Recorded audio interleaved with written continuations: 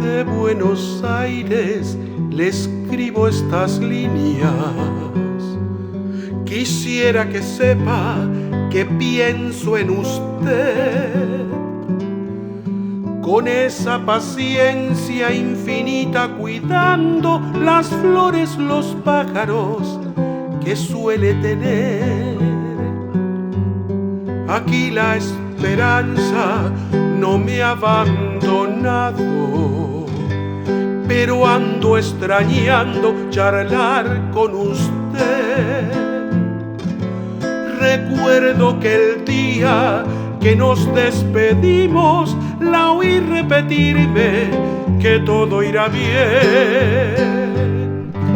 Señora, me digo, ¿cómo es que se vive con esa nostalgia tan grande? No sé, a veces parece que no me resigno, pero otras me ayuda a acordarme de usted.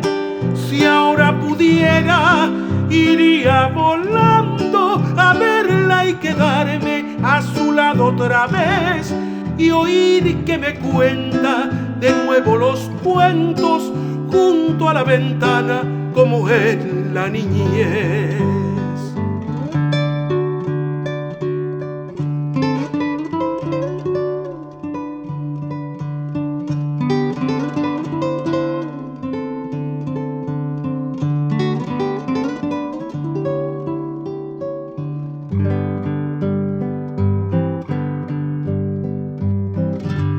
Mi madre me ha dicho que mucho ha cambiado, que todas las cosas se olvida y también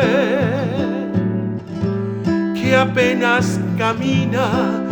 Por eso le escribo a ver si se alegra y mejora otra vez.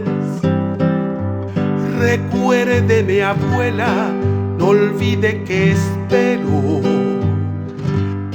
que riegue sus plantas y vuelva a coser.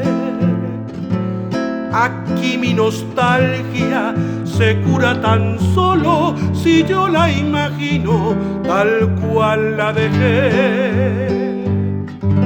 No importa si atiende mis buenas razones, lo único cierto es que quiero saber si riega las plantas, si cuida las flores, si espera mis pasos al atardecer.